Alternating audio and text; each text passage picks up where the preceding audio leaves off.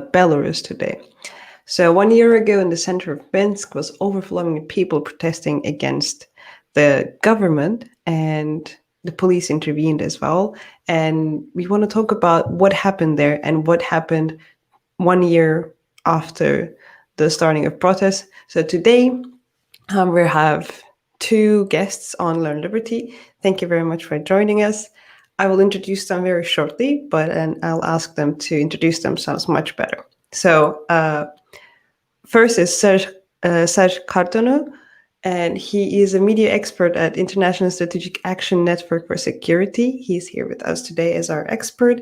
And the other guest we have here, as you know very well, is Piotr Markiełaŭ. He is the head of Belarus Students for Liberty, and he's been with us for many, many years. Everybody knows him in SFL, and we tried to show his story to you many times, but also we wanted to have him 1 year after what's happening in Belarus. So thank you very much for joining us. Can you guys start introducing yourselves to our audience? Sure, with great pleasure. Hi, everyone. I'm Serge Kharytonau. I work for iSense, as was rightly said a minute ago.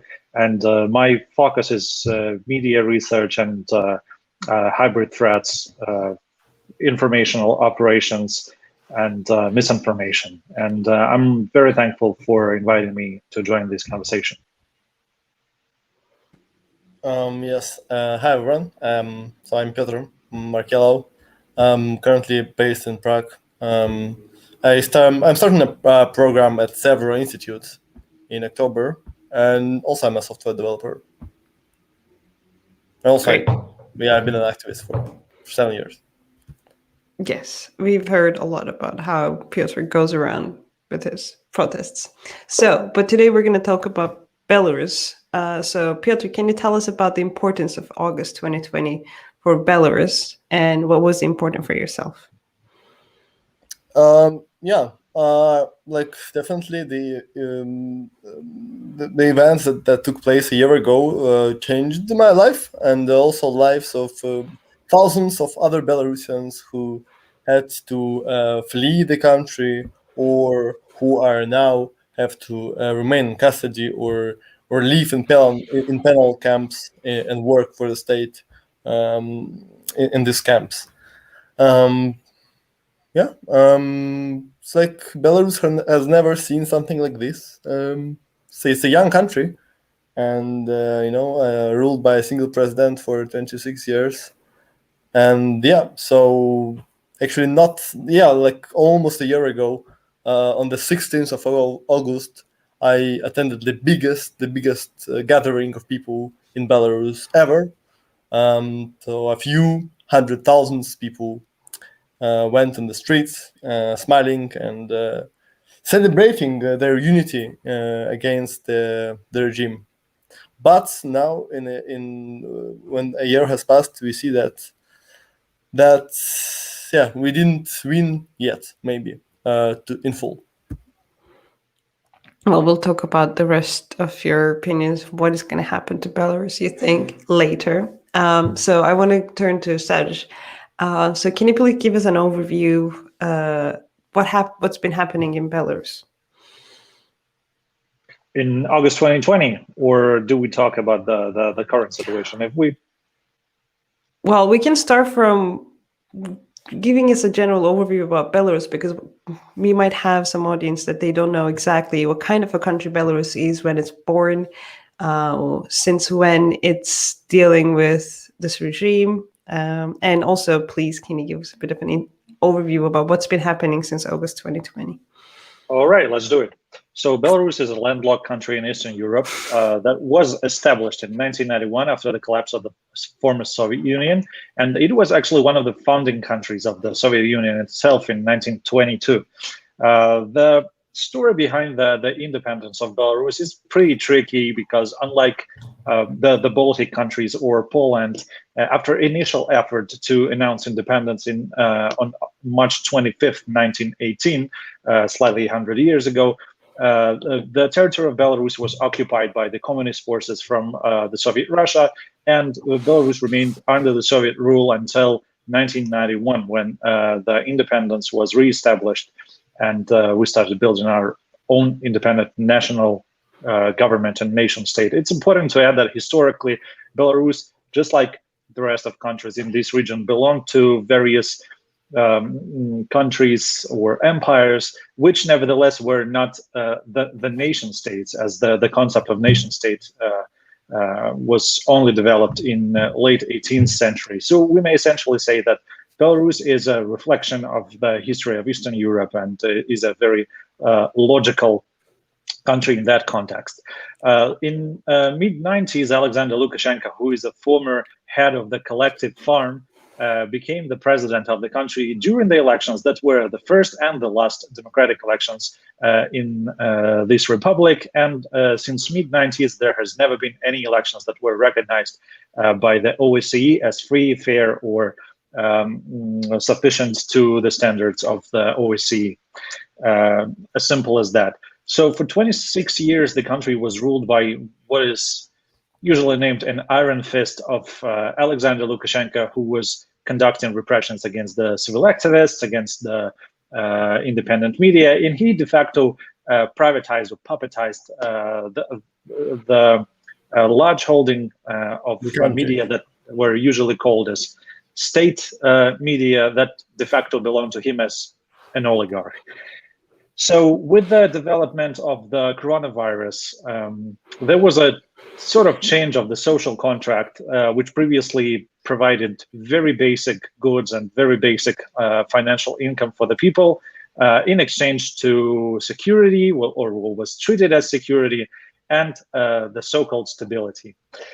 So when the government abandoned the idea of protecting people from the coronavirus, there was a huge rise in the volunteering movement, which essentially led to the revolution that started as a regular political campaign, but very soon became the rebirth of the nation, as we might say, and the unseen and unprecedented unity. According to Chatham House, at least 20% of adult population participated in the protests, which in such a country as the United States would make up to 50 million people. In Belarus, it was 1.2 million people in streets, which is a huge number for this country, which is absolutely unprecedented. But the protests that were probably one of the largest civil campaigns in the history of Eastern Europe in the last 30 years after the collapse of the Soviet Union, but even in the previous years under the communist rule, the authoritarian government of Alexander Lukashenko did not just fall, but transformed into personalistic military junta, which some researchers compared to a para-fascist state, which essentially means that it is similar to a classical fascist country such as the Third Reich or fascist Italy, with the only difference its ideology does not aim to build the new person of the future. There is no such ideology in the government, so we might call it a para-fascist regime. And the repressions that are happening in Belarus now are absolutely unprecedented for Europe. Around 35,000 people were arrested or detained, sent to detention centers or prisons on political grounds, and slightly 40,000 people, maybe more, left the country. So 40,000 people is the number I'm quoting based on the assumptions of famous Belarusian economist Serge Kharytonau. So this is the basic idiot's guide to the history of Belarus in 3-4 minutes. Well, thank you very much, because even when we're trying to follow the news, if you're not a Belarusian speaker or Russian speaker, it's really hard to follow the news for us and the rest of the world. So thank you very much for doing the general overview. And I think it's very important to also understand what is the situation right now after 1 year. So I'm gonna turn to Piotr because he recently left the country, and I'm actually curious, what was the situation when you left the country? What is the last observations you can tell us? Yeah. Thanks, Serge, for such a great introduction into the history of Belarus. So I left in early April. So my initial plan was to because like back in August 2020, there was people were expecting, or many people were, very positive about the future of the protest. I wouldn't call it a revolution, because a revolution is something that has an end, that is success. But for Belarus case, I would call it just huge protests. So many people believe that after the winter, the protest will rise again, and people will start going on the streets. And I just put, for me, I put this date of 25th of March that Serge mentioned. Belarus initially declared its independence in 1918 as a day when people either go on the streets or not. And yeah, I mean, I decided to stay in Belarus until at least 25th of March to just to see. Although I didn't have any expectations, and it was obvious even before 25th of March that people will not go on the street. And it was the first year for the last 26 years, the first year where people just didn't go on the streets. Maybe just like the smallest number of people went to the street. I didn't see anything actually. So anything. So before that, in 2017, I was imprisoned, and that was the year when the government completely blocked the protest and the celebration of the 25th of March. But still, people were on the streets. People were hanging flags, and so you could see that. But that year, nothing. And just in a week after that, I left. I left the country illegally through Russia, because I didn't want to meet the border control, just to minimize the risk. And then from Russia, I went to Ukraine, and then to Poland, and now I'm in Czech Republic. So yeah, the situation was getting worse and worse. Yeah, I still have friends who live in Belarus.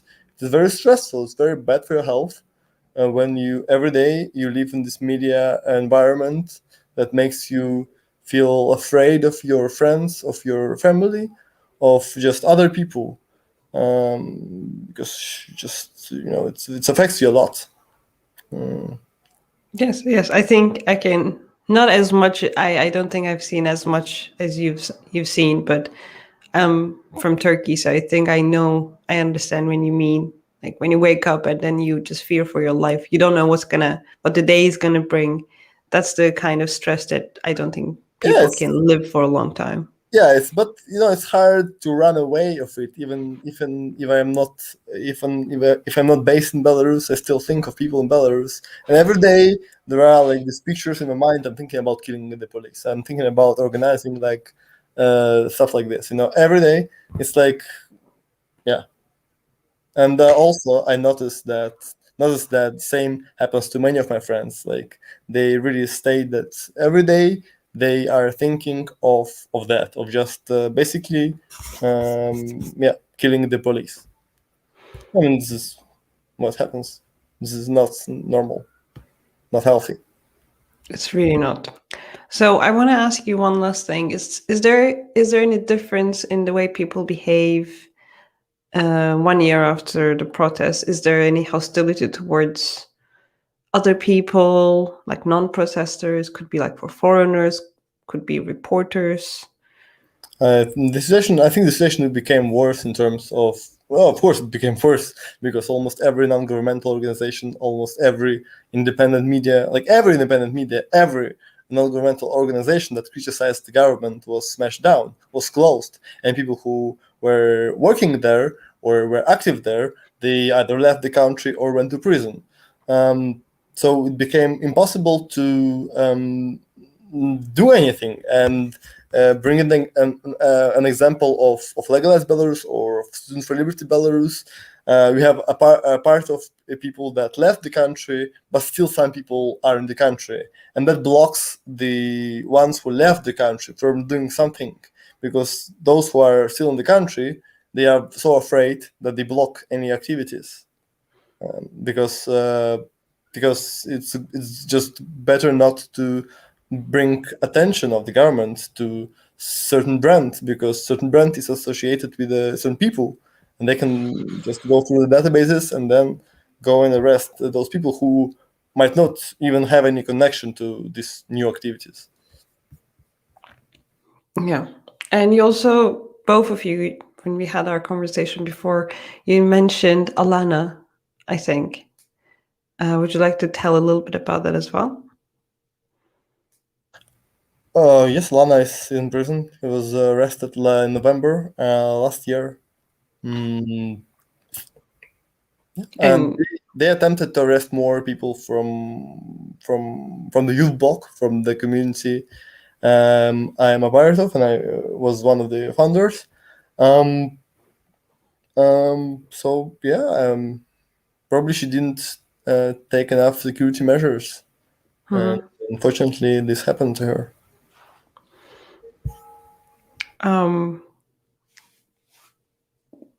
Then I'll move towards a bit less heavy stuff. So that's the question I have for both of you. Do you think student activism was helpful about the course of the protest so far?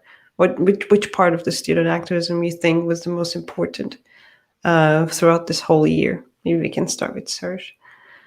Well, I think student activism was the essential part of the protest, mainly because the new generation gave new practices and it brought new and fresh ideas into what the protests were. And I must pay credits to the youth bloc who started their political campaign long before the elections of 2020. They were active during the parliamentary elections, and they were running a really outstanding electoral campaign and promotion in the conditions where it was still possible. I'm just taking my hat off, because what they did was really outstanding, and it was a completely fresh stream of ideas and performances that they conducted, and it really really attracted a lot of media attention with what they were doing and with the bravery that they were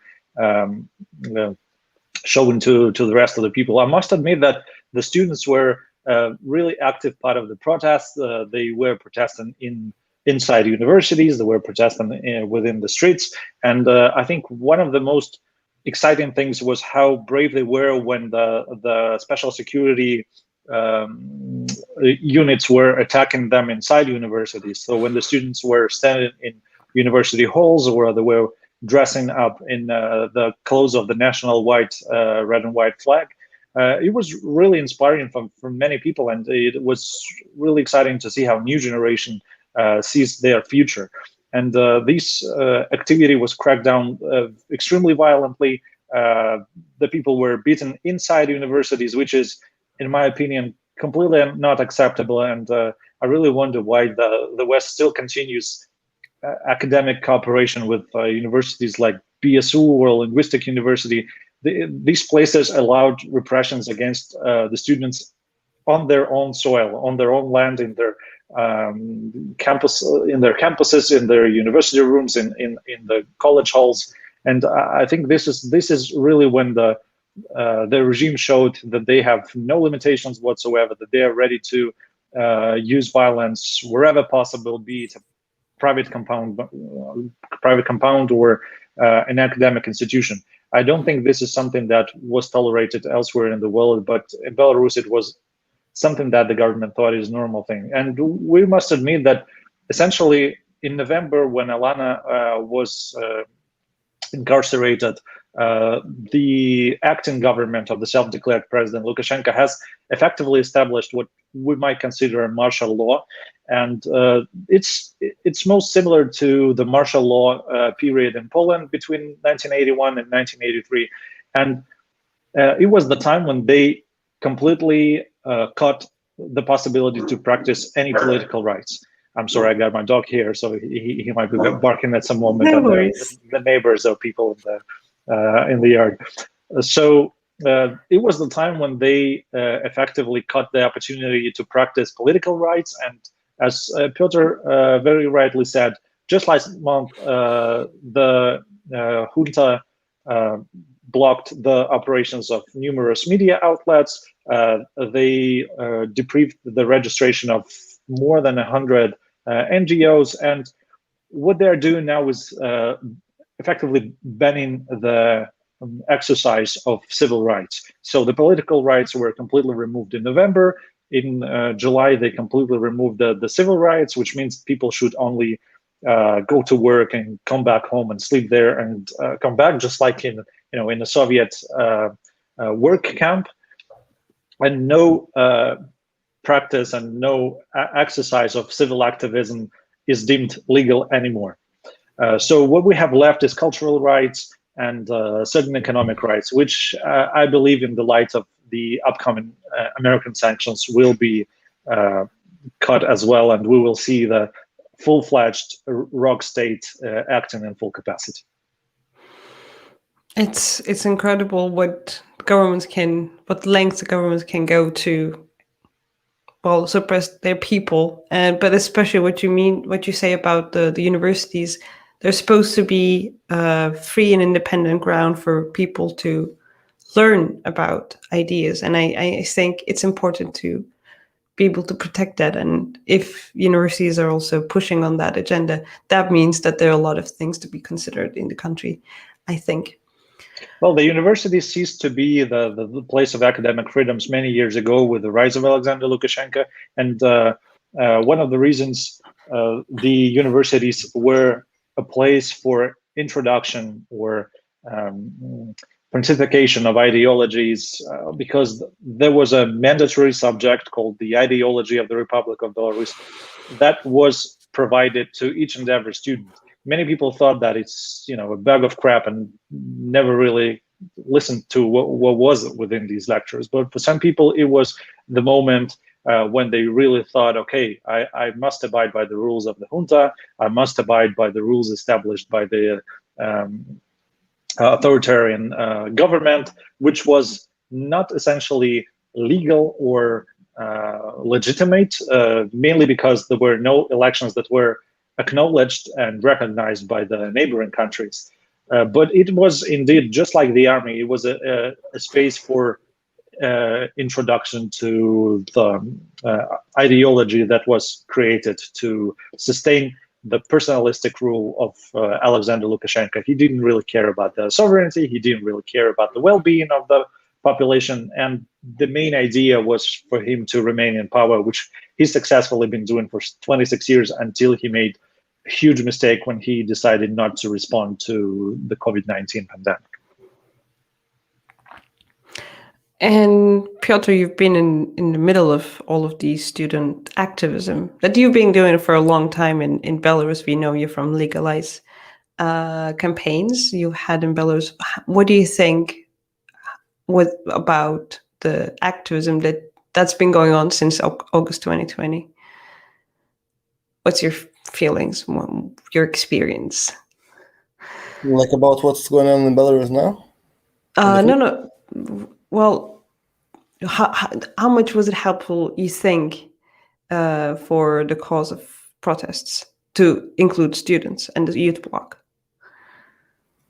There were a number of groups that were joining together and protesting together, and there were a lot of expectations people were putting on the workers, because there was an opinion that when maybe this has a lot of reason, when workers start to go and start to protest and start to strike, so everyone expected the workers to start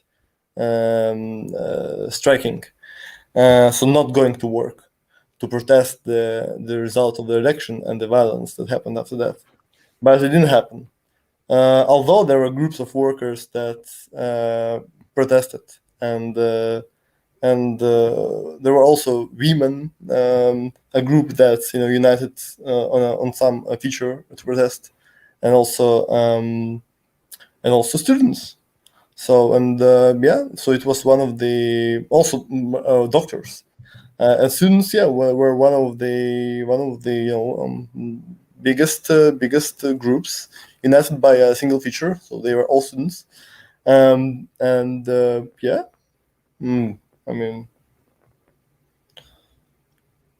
Yeah, like you know how many students were accepted to University of Adam Mickiewicz in Poznań this year? It's like more than around 300.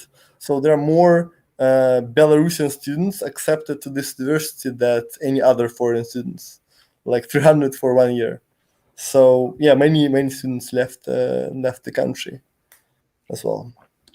Yeah, we will also talk about the immigration and all of that wave as well. But I want to talk about now about the regulations and rules and regulations and sanctions that's applied to Belarus. So Serge, you mentioned the U.S. Sanctions on the financial markets, and then there's also a couple of countries that are also putting up sanctions against Belarus in the EU. Would you like to tell us a little bit about that so everybody knows what's happening? Sure. I believe many people know what's happening with the sanctions regime in Iran, the country that is effectively cut off the rest of the global economy due to the American sanctions. And this is exactly the regime that the United States introduced just a few days ago when the US President Biden signed the so-called executive order, which essentially built the framework or the bones for the upcoming sanctions. But in addition to the new framework that may include or will include the sectoral sanctions against the potash, which is the largest source of export money as a specific niche, the oil and chemistry, the financial sector, and many others. So the executive order says that any sector that the US government considers that may be targeted by the sanctions will be targeted. So it means that any field of economy where the role of the government is close to monopolistic will be targeted by the sanctions. And it means that the companies or the institutions that are governed by the regime of Alexander Lukashenko will be unable to trade or buy from foreign countries. This includes most countries of Europe. This probably includes Ukraine, which will comply to the US sanctions, and it might include Russia as well. There was a long-standing stereotype that Belarus is being fed by Russia because Lukashenko practiced getting loans from the Kremlin. But with the new sanctions introduced by the US government, it may become, if not impossible at all, but it might become so difficult that the cost of such loans will become unbearable, not just for the regime in Minsk, but also for the Kremlin itself. And I would assume that what the United States are doing is making steps forward when the European Union is unable to act bravely, because there's a lot of trade with, there's still been a lot of trade with the European Union because they share common borders. But after Lukashenko weaponized the migrants, his government is now supporting the migrants who are trying to cross the border to the EU and are originally coming from Afghanistan and Iraq, which became a big issue and provokes what may result in migration crisis in Lithuania, Latvia, and Poland. All that combined with the hijacking of Ryanair plane in May 2021, it makes him, it turns him into a rogue state. And I would say that the Americans are trying to use the final tools that are still peaceful, the tools that are still the source of coercion, but this is a peaceful coercion. It does not include any, arms or soldiers or interventions, anything like that. Everyone really expects that the political transit in Belarus will be peaceful, and economic sanctions are a tool to change the political behavior of Alexander Lukashenko and people around him. I totally agree with Peter that the protests that we witnessed were the moment of unity, and it was indeed a moment when liberal Democrats were in line with the nationalists, although Belarusian nationalists are not right-wing radicals or something, but are indeed, I would say, they might be closer to the right side of the political spectrum, but not nationalistic in the way as you might treat it as in countries like, let's say, Ukraine, for example. So I must admit, it was indeed the protest that was very liberal in the essence. There were a lot of LGBT activists. I'm actually very surprised that Piotr and his teammates were not arrested for their advocacy related to legalization. I indeed was very afraid as a journalist, since I worked as a journalist for almost 5 years when I was still in Belarus. I was really inspired by how brave these people were when they promoted the legalized agenda, because in a country like Belarus, even before August 2020, it was really easy to get to jail for, let's say, 10 or 15 years for possessing less than a gram of marijuana. So indeed, it was the explosion of unity, it was the explosion of libertarian views, I would say. And indeed, it was really exciting to see how the society really was and what was underneath the ice created by the Lukashenko's regime that attempted to cover a huge and powerful river that was underneath the ice and the snow. That it's flowing. That's beautiful analogy. I'm curious about both of your opinion about this. So there are sanctions that sanctions against Belarus from a lot of countries, and it seems like, at least in the near future, Belarus will not have any trade partners. And at one point, we all believe that it's going to be end of Lukashenko at the end. But do you believe the sanctions would hurt people more in the way to hurt Lukashenko? Because a lot of people also trying to earn money, feed their families, everything. So they will also not have much to spend, eat, stuff like that. Yeah, a lot of people are stealing from others. Belarus has probably the biggest public sector in the region, so the biggest rate of population is involved in public sector, and also a lot of these state-owned enterprises are working at a loss. What that means is that people who actually work at a profit, IT industry, some other entrepreneurs that are allowed to work for some reasons, also businesses of Lukashenko's friends, actually, they also pay taxes and they pay money for the budget. But a lot of these people, I know 20%, 25%, I know how many people work on this state enterprises, but at least 10% of the people who work, they work it's like a hidden unemployment. So it's like you don't only punish Lukashenko. We know that when you are silent in an authoritarian state, when you do nothing, that means you're silently supporting the regime, because this is how the system works. If you don't go to vote, or if you don't go to protest, someone else goes and takes the power and enforces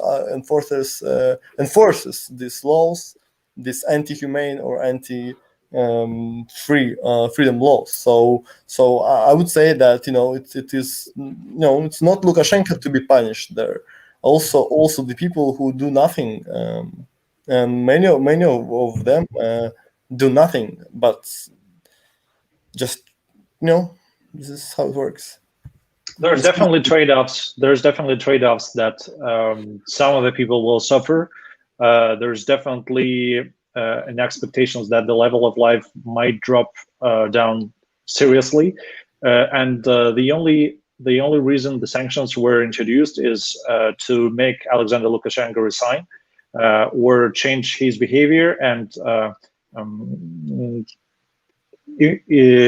make certain steps towards the conditions that were provided by the global community and by the protesters themselves in first instance. So it's the beginning of real dialogue with the opposition, or so it sounds, because actually Lukashenko now is the opposition. He is the person who is not in power. He is the person who is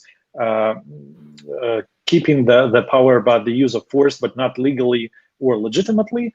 and he does not have the actual support of the majority of the country, which essentially makes him the opposition as such. But if we stay away from these interpretations, there are clear conditions to remove the sanctions or to lift the sanctions. The liberation of all political prisoners and people incarcerated on political grounds, the beginning of the dialogue with the opposition or democratic community, and I would say that the ending of violence by the groups of mercenaries that Lukashenko has, it's also an important matter, and it's also directly connected to the lifting of sanctions. And the sanctions are not just economical, but they also have very heavy symbolic burden for the leader of the Minsk junta. He's been using sports for many years as the source of mobilization of his supporters. He's been using sport to promote and glorify himself. And with the sanctions introduced by the United States this week, the National Olympic Committee of Belarus was put under the United States sanctions in relation to the case of Kristina Timanovska, the athlete who was forcibly removed from the Olympics by the National Olympic Committee, and there was an effort to forcibly bring her to Belarus after she criticized the government during the Olympics. It was the case that was the precondition for these sanctions, but with the new restrictive measures introduced on the National Olympic Committee, it means that all global brands, all producers of sport equipment, all producers of sport clothing, etc., are now finishing their or ending their contracts with the National Olympic Team, with all athletes who represent the Republic of Belarus officially. It means that the national team will most likely not participate in the Winter Olympics and the subsequent Olympics that will follow. They will probably need to participate under neutral flag or acquire the citizenship of other countries and represent them.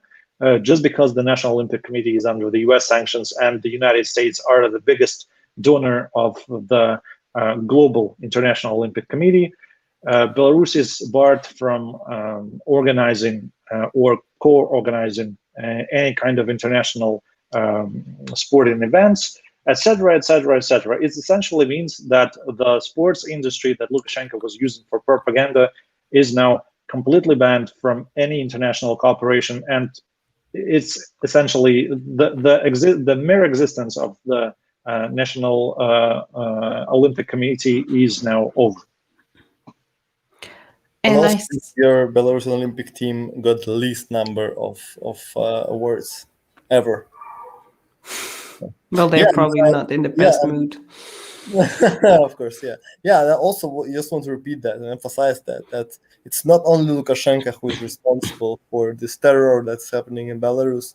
Lukashenko alone would not be able, of course, to do it. Of course, he's using his police, the numerous and law enforcement agencies, special force agencies, and these people are also sharing this responsibility for all these acts against humanity that are taking place in Belarus, and they sure deserve the decrease in their in their economic condition, due to sanctions. Yeah, and I was doing the research today, and I saw Belarus rejects the U.S. ambassador just today. So I guess we can say Lukashenko is not taking the sanctions very well, and I guess he's not thinking through his actions all that much. Well, there isn't that much ways. There isn't many ways that they can respond.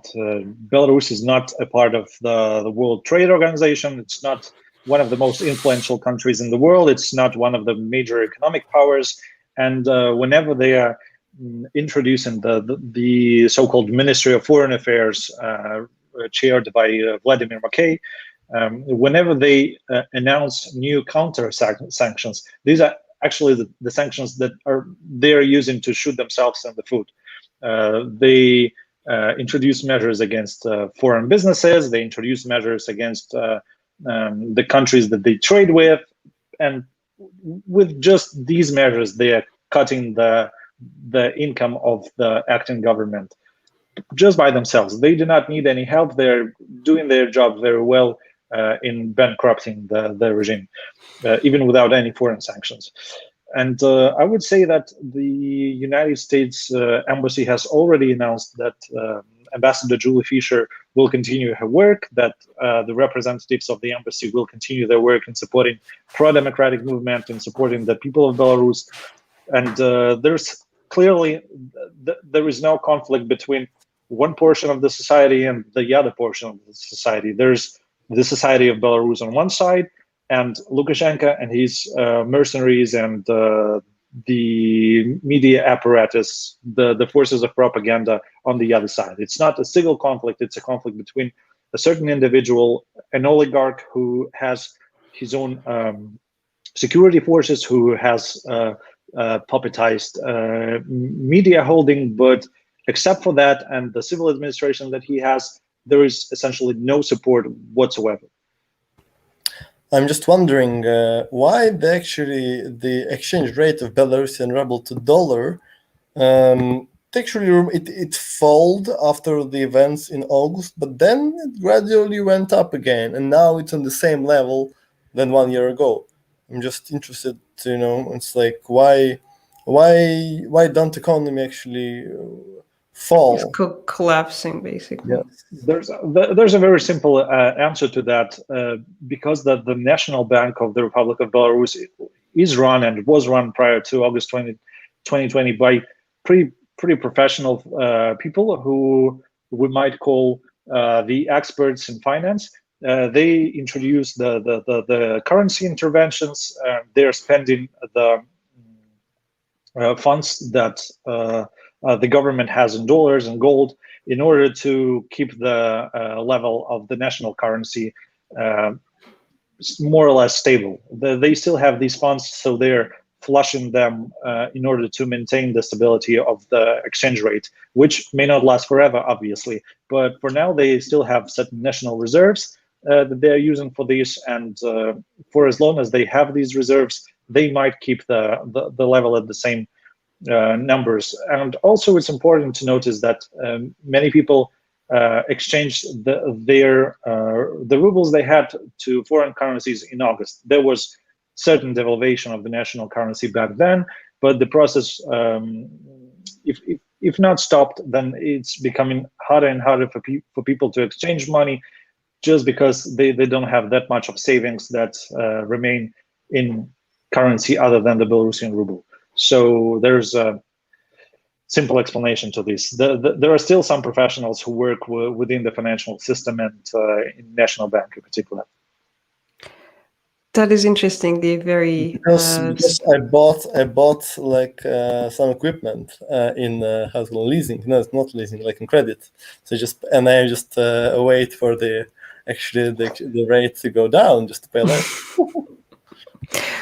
Well, the story is very familiar to me as a Turkish person. The Turkish central bank also has been doing the same thing since the end of 2019. They keep selling their own reserves and trying to keep the currency at a stable level. But I can tell you that they've been failing really badly. And Turkish National Bank central bank doesn't have any funds left. I guess after 2 years. And I assume Belarus would also run out of it in 6 months or in a year period. So get ready for 40% interest rates because that's what we've been having. We're not so optimistic, and I would prefer to not make any forecasts, at least for now. But I would say that with the introduction of new sectoral sanctions, this process will speed up at a great pace. The income that the Belarus Kali, the largest potash producer, which is one of 5 major producers of potash in the world, gives to the national economy can be rated at around $2 billion, with the whole of the foreign trade, and by that I mean just the exports from Belarus is around 30 to 40 billion. So slightly 10% of the exports will be cut if the potash industry is hit by the sanctions. And as soon as the rest of measures are being introduced, more and more money from the state-controlled sectors will be gone. There will be no income from that. So I would assume that the currency interventions may be larger, and that the funds will be spent at the faster pace. I can see that happening. So we're trying to, in at least in Europe, a lot of countries are trying to also help Belarus, and also a lot of individuals, they would like to help Belarus. But in our conversation before, you mentioned there has been the West had mistakes in the past. And what do you think are those mistakes, in your opinion? And what are the things that we shouldn't do it again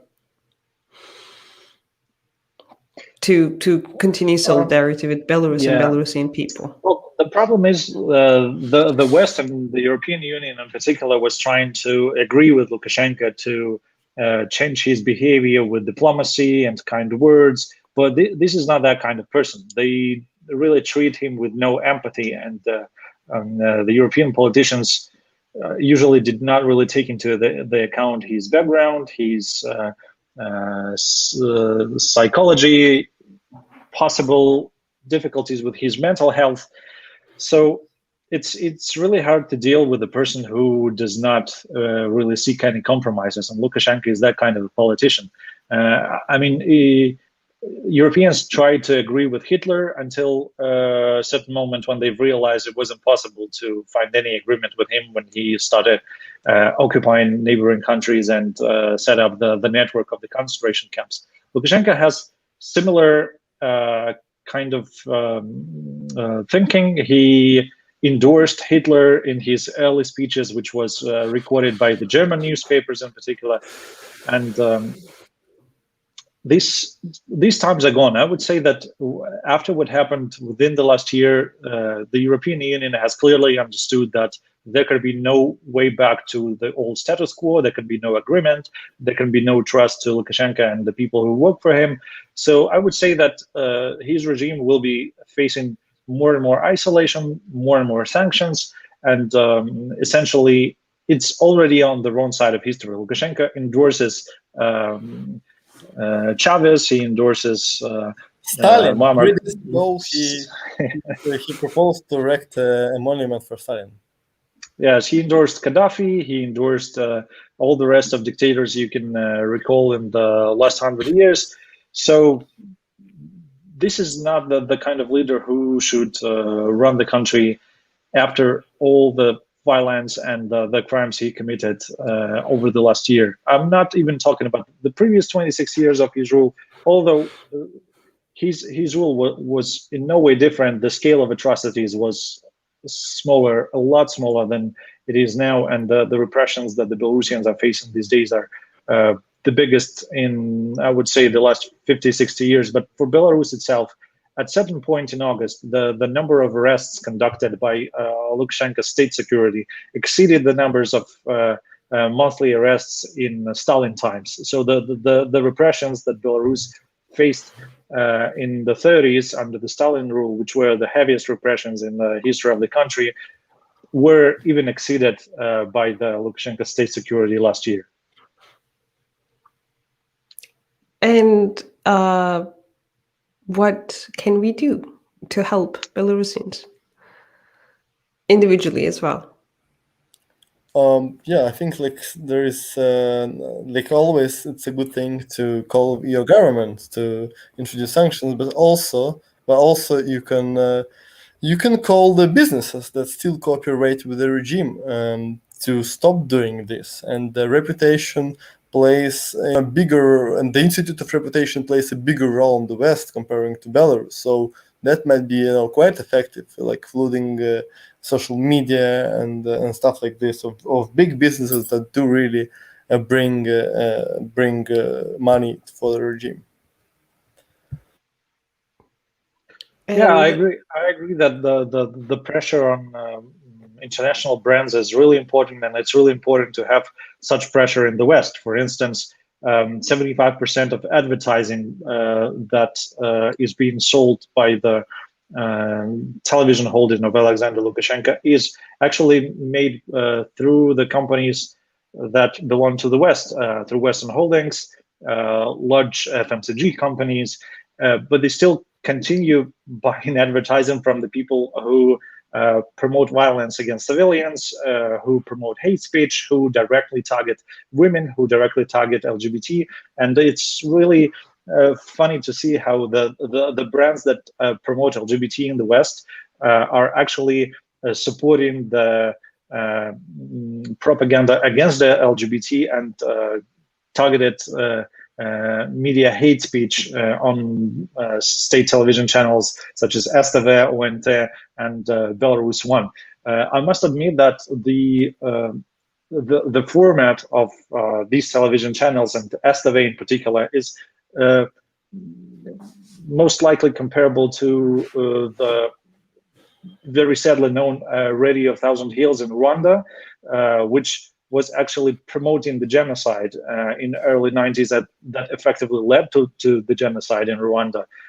The team of these media was later facing the prosecution. They're now spending time in jail.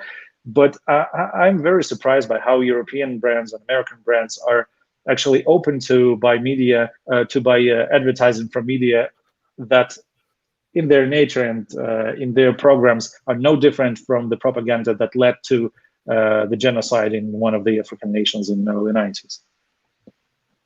I think that's very important to also point out. So I have my last question to both of you, and then afterwards we're going to get questions from our audience. So you mentioned how protests have changed people understanding how politics would work, but especially for young people, do you think these protests have been an important shift for a new generation to understand politics, be part of politics? Yeah, absolutely. Absolutely. And how does it change? Like, what is different between an older generation who understands politics in their own way, maybe like post-Soviet type of way, and the new generation students, LGBT activists, and all of these, they understanding how politics would work? What is the big difference you would see that you see there? Well, for the older generation, there's a certain pattern in their behavior, and these people expected that the government will come and save them, the government will do their work, the government will elect leaders instead of them, and so on, so on, so on. So people had trust in anything that was shown on the television. They really treated any idea that was not in line with the government as treason, as behavior that was made in the interest of the Americans, NATO, reptilians, Freemasons, the Jews, or whoever else. So there was always an external or sometimes internal enemy that this generation needed to fight against, and the authoritarian ruler was kind of the father of the nation for them. With the younger generation, it was very different, and it became a lot more different in August 2020 when they really witnessed how cruel the government can be, when they witnessed the lies, when they realized that the choice they make was not respected, and the young generation really wanted to make their choice. They do not rely on the adults. They do not rely on the decisions made by the politicians who are in their 70s and barely keep their mind in their head. And I think the main change that happened is that the students or the teenagers, young people, became interested in politics. They realized that if they do not engage into politics, politics will engage in their lives and will change them in the worst way they can imagine. So they follow the procedures, they respect the institutions, but they want those procedures and institutions be in their interest. And since they don't see it now, they resist, and they want to build the country that would really become the country for life and not the prison camp. Well put. What do you think, Piotr? Yeah, just generally, yeah, I agree, and I hope actually what Serge said is right. Yeah, but also I see that there is a certain percentage of people who just respect power, and power that is coming from either the state or the group of people. So when they see a lot of people went on the street, they go to the street. When they just respect power, and so yeah, of course. Yeah, and I hope what Serge said is will have some long-lasting effect, and people will not forget, or at least not everyone will forget. And of course, this is true, but yeah, and people also tend to forget things, and adapt to everything, and care Yeah. about their roof above their heads, and food in their fridge. So That's understandable. So we have a question from our audience. Kevin asks, would successful reformation of Belarusian politics must involve both Minsk, financially, economically, and culturally, and the smaller areas such as Bobrusk, where the industrial strength of the nation lies? Yeah, it's inevitable, and the good thing about the democratic movement in Belarus is that there is clearly no division between, let's say, eastern and western part of the country. There isn't that much difference between people who live in Minsk and the people who live in rural areas or in smaller regional towns like Bobruisk. I would say that it wasn't a protest of the middle class, it wasn't the protest of the students, it wasn't the protest of the capital or the regions. It was the capital that was fully integrated from the very top of the society to the very bottom, from the smallest villages with, I would say, like 200 people living there, to the capital of Minsk with slightly 2 million living there. The people are tired of the lies. People are tired of Lukashenko and poverty, of the way the country was ruled, of the way Lukashenko was promoting himself and making his own existence the synonym of the existence of the country. So I would say any reform should inevitably consider the country as a whole, and without supporting the regions, without supporting the regional development, Minsk will not sustain its own living. So the majority of the country lives in regional towns, mostly in towns, not villages, not in rural area. The country is heavily urbanized, but without support to regions, there will be no sustainable growth. So yeah, I totally agree that there has to be reformation of political, economical life, and finance all across the country, and the regions should be supported the most. yeah, but also you can view at this question from the other point of view. Like Minsk is like more than 20% of the population of Belarus lives in Minsk, and as a heritage of the Soviet Union, also with the Lukashenko's power, Belarus has a very centralized system of power. So if you just look at this question differently, you can say that maybe actually Minsk is enough to if it just depends on how you actually proceed with this reformation. Because if you it's like if you just change the president and you have your power in your hands, this centralization is actually good for introducing fast changes. So I would say that, and also the most of the intellectuals are living in Minsk. So I would say that actually, maybe Minsk is the most important. It's like, of course, the regions are feeding Minsk, but like politically, maybe from the point of view of actually how it is this is done, Minsk is the most important, because the Lukashenko lives in Minsk. All the important stuff is also goes from Minsk, because the system is very vertical, top down. Yeah, Peter is touching upon a very important issue, that the centralization can be useful in the beginning, but the decentralization is an essential part of the future because of the growing rates of the industrialization, because of the flows of people who are moving to Minsk. We do not really want the country to become one large city, like, let's say, Qatar, where the rest of the country is just desert. So in order to avoid that, there has to be more investment into regions. And I am actually in favor of the idea of separating the branches of life, let's say, making economic center of the country in Minsk, the political center of the country in Grodno or whichever other major city, just to make these decentralized country more sustainable in the long term and foremost economically for the regions themselves.